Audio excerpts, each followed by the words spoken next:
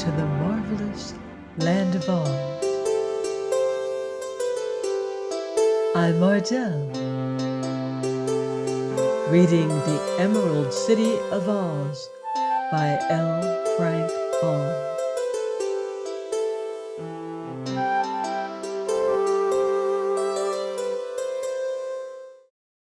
Chapter 15.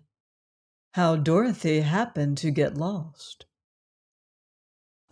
It was a beautiful evening, so they drew their camp chairs in a circle before one of the tents and began to tell stories to amuse themselves and pass away the time before they went to bed. Pretty soon a zebra was seen coming out of the forest, and he trotted straight up to them and said politely, "Good evening, people." The zebra was a sleek little animal and had a slender head, a stubby mane, and a paintbrush tail very like a donkey's. His neatly shaped white body was covered with regular bars of dark brown, and his hoofs were as delicate as those of a deer. "Good evening, friend zebra," said Omby Amby in reply to the creature's greeting. "Can we do anything for you?" "Yes," answered the zebra. "I should like you to settle a dispute that has long been a bother to me as to whether there is more water or land in the world." "Who are you disputing with?" asked the wizard. "With a soft-shell crab," said the zebra. "He lives in a pool where I go to drink every day, and he is a very impertinent crab, I assure you. I have told him many times that the land is much greater in extent than the water, but he will not be convinced. Even this very evening, when I told him he was an insignificant creature who lived in a small pool, he asserted that the water was greater and more important than the land. So, seeing your camp, I decided to ask you to settle the dispute for once and all, that I may not be further annoyed by this ignorant crab." When they had listened to this explanation, Dorothy inquired, "Where is the soft-shell crab?" "Not far away," replied the zebra. "If you will agree to judge between us, I will run and get him." "Run along, then," said the little girl. So the animal pranced into the forest and soon came trotting back to them. When he drew near, they found a soft-shell crab clinging fast to the stiff hair of the zebra's head, where it held on by one claw. "Now then, Mr. Crab," said the zebra, "here are the people I told you about, and they know more than you do who live in a pool, and more than I do who live in a forest, for they have been travelers all over the world and know every part of it." "There's more of the world than Oz," declared the crab in a stubborn voice. "That is true," said Dorothy, "but I used to live in Kansas, in the United States, and I've been to California and to Australia, and so has Uncle Henry."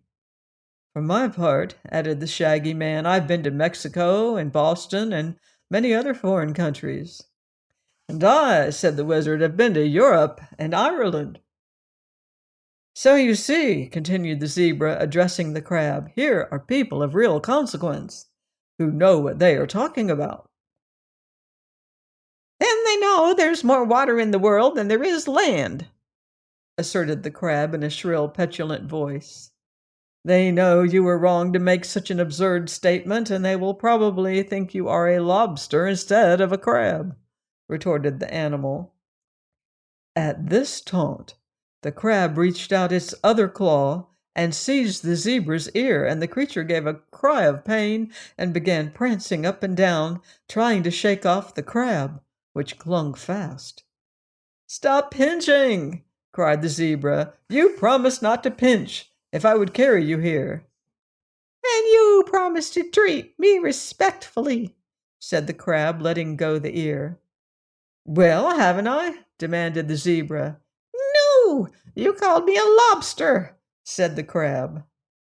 "Ladies and gentlemen, continued the zebra. Please pardon my poor friend, because he is ignorant and stupid and does not understand. Also, the pinch of his claw is very annoying. So pray tell him that the world contains more land than water, and when he has heard your judgment, I will carry him back and dump him into his pool, where I hope he will be more modest in the future. But we cannot tell him that, said Dorothy gravely, because it would not be true. What? Exclaimed the zebra in astonishment. Do I hear you aright? The soft-shell crab is correct, declared the wizard. There is considerably more water than there is land in the world. Impossible, protested the zebra. Why, I can run for days upon the land, but find little water. Did you ever see an ocean? Asked Dorothy. Never, admitted the zebra. There's no such thing as an ocean in the land of Oz. Well, there are several oceans in the world, said Dorothy, and people sail in ships upon these oceans for weeks and weeks and never see a bit of land at all. And the geographies will tell you that all the oceans put together are bigger than all the land put together. At this, the crab began laughing in queer chuckles that reminded Dorothy of the way Billina sometimes cackled. Now will you give up, Mr. Zebra? It cried jeeringly. Now will you give up? The zebra seemed much humbled. Of course, I cannot read geographies, he said. You could take one of the wizard's school pills, suggested Billina, and that would make you learned and wise without studying. The crab began laughing again, which so provoked the zebra that he tried to shake the little creature off. This resulted in more ear-pinching, and finally Dorothy told them that if they could not behave, they must go back to the forest.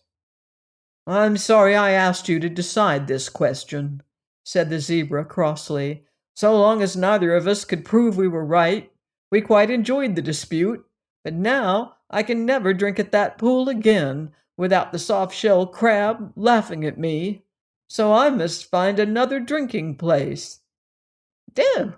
Do! You ignoramus! Shouted the crab as loudly as his little voice would carry.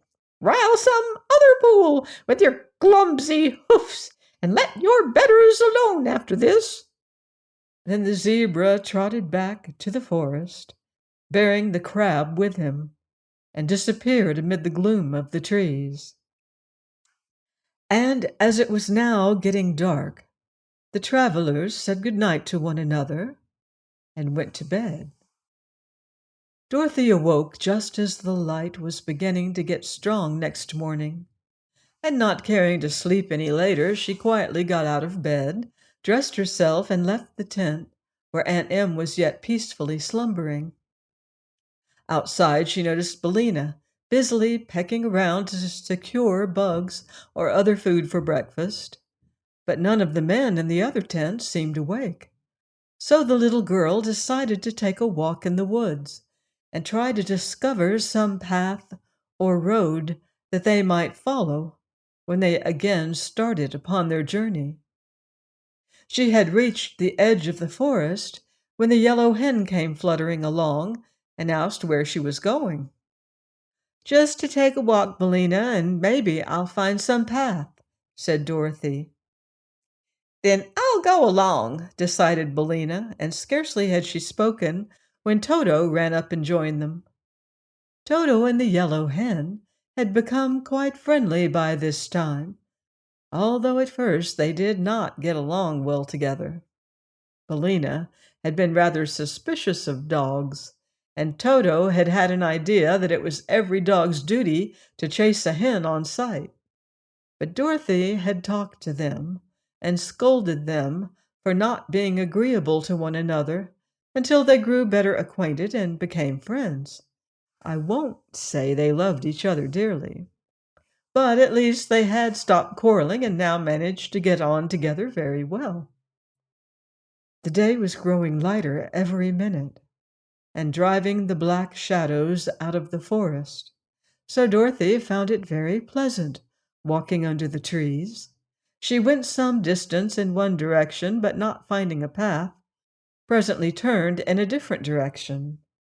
There was no path here either, although she advanced quite a way into the forest, winding here and there among the trees and peering through the bushes in an endeavor to find some beaten track. "I think we'd better go back," suggested the yellow hen after a time. "The people will all be up by this time and breakfast will be ready." "Very well," agreed Dorothy. "Let's see. The camp must be over this way."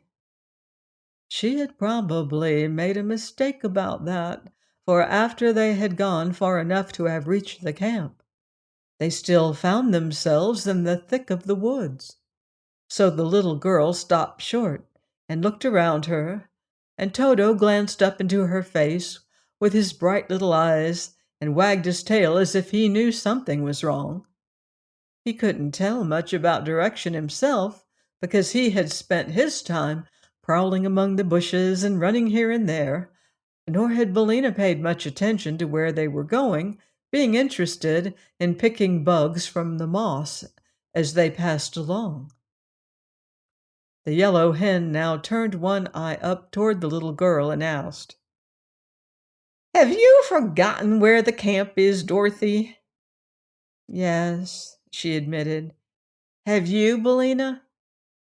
"I didn't try to remember," returned Billina. "I'd no idea you would get lost, Dorothy." "It's the thing we don't expect, Billina, that usually happens," observed the girl thoughtfully. "But it's no use standing here. Let's go in that direction," pointing a finger at random. "It may be we'll get out of the forest over there." So on they went again. But this way the trees were closer together, and the vines were so tangled that often they tripped Dorothy up. Suddenly a voice cried sharply, "Halt!" At first Dorothy could see nothing, though she looked around very carefully, but Billina exclaimed, "Whoa, I declare!" "What is it?" asked the little girl, for Toto began barking at something, and following his gaze, she discovered what it was. A row of spoons had surrounded the three, and these spoons stood straight up on their handles and carried swords and muskets. Their faces were outlined in the polished bowls, and they looked very stern and severe. Dorothy laughed at the queer things. "Who are you?" she asked. "We're the Spoon Brigade," said one. "In the service of His Majesty King Cleaver," said another. "And you are our prisoners," said a third. Dorothy sat down on an old stump and looked at them, her eyes twinkling with amusement. "Oh, what would happen," she inquired, "if I should set my dog on your brigade?" "He would die," one of the spoons said sharply. "One shot from our deadly muskets would kill him, big as he is." "Don't risk it, Dorothy," advised the yellow hen. "Remember, this is a fairy country. Yet none of us three happens to be a fairy." Dorothy grew sober at this. "Perhaps you're right, Billina," she answered. "But how funny it is to be captured by a lot of spoons." "I do not see anything very funny about it," declared a spoon. "We're the regular military brigade of the kingdom." "What kingdom?" she asked. "Utensia," said he. "I never heard of it before," asserted Dorothy. Then she added thoughtfully, "I don't believe Ozma ever heard of Utensia either. Tell me, are you not the subjects of Ozma of Oz?" "We never have heard of her," retorted a spoon. "We are subjects of King Cleaver, and obey only his orders, which are to bring all prisoners to him as soon as they are captured. So step lively, my girl, and march with us, or we may be tempted to cut off a few of your toes with our swords." This threat made Dorothy laugh again. She did not believe she was in any danger, but here was a new and interesting adventure, so she was willing to be taken to Utensia, that she might see what King Cleaver's kingdom was like.